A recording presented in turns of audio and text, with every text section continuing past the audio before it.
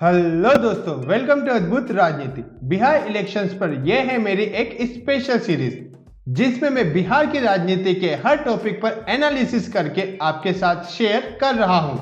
और इस कड़ी में पेश है एक नया वीडियो जो कि बिहार की सबसे ताकतवर पार्टियों में से एक राष्ट्रीय जनता दल जो कि आरजेडी के नाम से भी जानी जाती है। तो देखते हैं आरजेडी का बिहार का इतिहास और प्रभाव। राष्ट्रीय जनता दल आरजेडी जो कि एक इंडियन पॉलिटिकल पार्टी है और इसका प्रभाव बिहार और भारत के नॉर्थ ईस्ट स्टेट्स में अधिक है। इस पार्टी को 1997 में भारतीय राजनेता लालू प्रसाद यादव द्वारा स्थापित किया गया था। शुरू से ही पार्टी की पकड़ अल्पसंख्यक और अति पिछड़ा वर्ग के वोटर्स पर मजबूत रही है। आरजेडी का चुनाव चिन्ह हरे रंग के झंडे पर सफेद रंग की लालटेन है। पार्टी अपनी विचारधारा सोशलिज्म, सेक्युलरिज्म और प्रोग्रेसिज्म बताती है।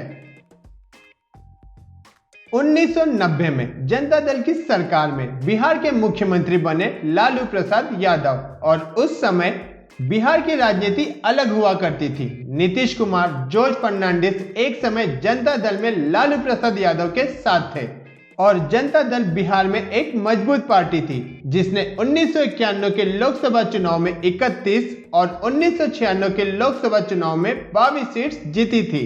परंतु नेताओं के आपसी हितों और टकराव के चलते जनता दल बिखरता चला गया और कई नेताओं ने अलग होकर अपनी खुद की राजनीतिक पार्टी बना ली, जिसमें से एक था राष्ट्रीय जनता दल। 5 जुलाई 1997 को बिहार के 17 लोकसभा सांसद और 8 राज्यसभा सांसद के समर्थन के साथ लालू प्रसाद यादव ने राष्ट्रीय जनता दल का निर्माण किया और वे पार्टी के पहले प्रेसिडेंट भी नियुक्त किए गए। यूं तो 1990 से ही लालू प्रसाद यादव बिहार के चीफ मिनिस्टर थे, परंतु उनकी पार्टी सन 2000 में अपना पहला चुनाव लड़ने उतरी। ये चुनाव लालू और उनकी पार्टी के लिए बहुत ही मुश्किल भरा होने वाला था।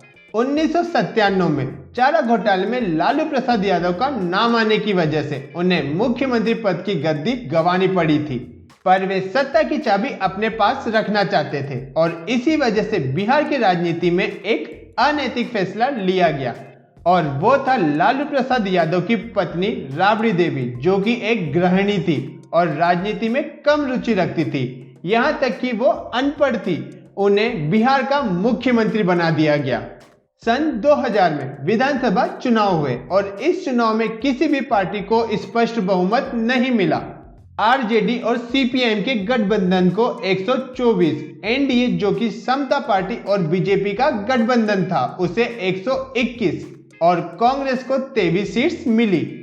जोड़ तोड़ की राजनीति शुरू हुई और सबसे पहले एनडीए की तरफ से नीतीश कुमार ने मुख्यमंत्री पद की शपथ ली और 7 दिन बाद ही विश्वास मत से पहले राज्यपाल को अपना इस्तीफा सौंप दिया। इसके बाद लालू और कांग्रेस के बीच बातचीत का दौर शुरू हुआ और काफी चिंतन के बाद आरजेडी और कांग्रेस साथ आए और सूबे में फिर एक बार आरजेडी की सरकार बनी। मुख्यमंत्री फिर से राबड़ी देवी बनाई गई क्योंकि उस समय बिहार में लालू यादव का बोलबाला था और इसी कारण राज्य को अगले 5 साल एक अनैतिक फैसले के साथ निकालने थे। अब बारी थी 2005 के चुनावों की और फरवरी में हुए चुनाव में किसी भी पार्टी को बहुमत नहीं मिला।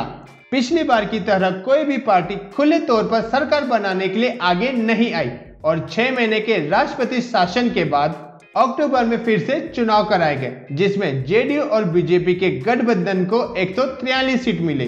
वहीं आरजेडी को 54 सीट मिली जो कि एक बहुत ही निराशाजनक आंकड़े थे।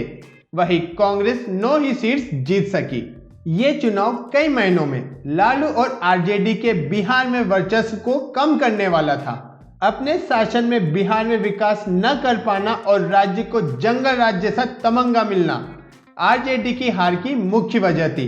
लालू यादव राष्ट्रीय राजनीति में तो यूपीए की सरकार में एक महत्वपूर्ण सदस्य थे, पर कहीं ना कहीं उनके हाथ से बिहार अब फिसलता चला जा रहा था।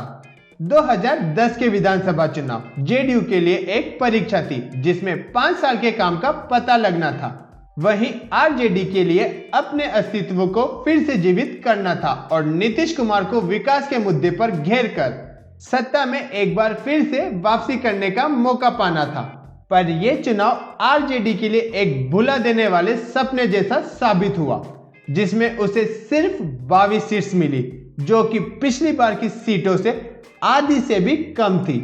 बिहार की जनता का बम्पर आशीर्वाद एनडीए के साथ था, जिसमें नीतीश कुमार को 206 सीट्स मिली और कांग्रेस लगातार अपने बुरे प्रदर्शन को दोहराते हुए दिखी। 2015 का चुनाव एक अलग लड़ाई दिखाने वाला था, जहां बिहार की लड़ाई लालू बनाम नीतीश मानी जाती थी।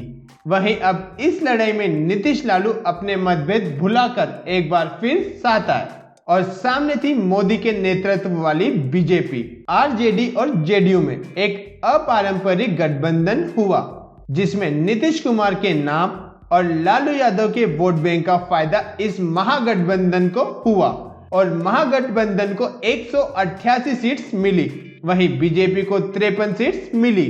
आरजेडी 80 सीट्स के साथ सबसे बड़ी पार्टी बनी और नीतीश कुमार की सरकार में लालू यादव के बेटे Tejaswini Yadav deputy chief minister बनाए गए।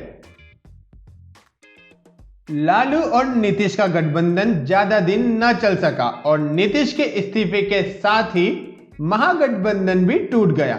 आरजेडी के लिए अभी परिस्थितियां निराशाजनक है, जहां एक तरफ लालू चारा घोटाले में रांची की जेल में सजा काट रहे हैं, वहीं उनके बेटे और आरजेडी के उत्तराधिकारी तेजस्विनी यादव नीतीश कुमार को गठबंधन धर्म न निभाने पर घेरने की कोशिश कर रहे हैं, पर इसका कोई खास नतीजा नहीं निकला।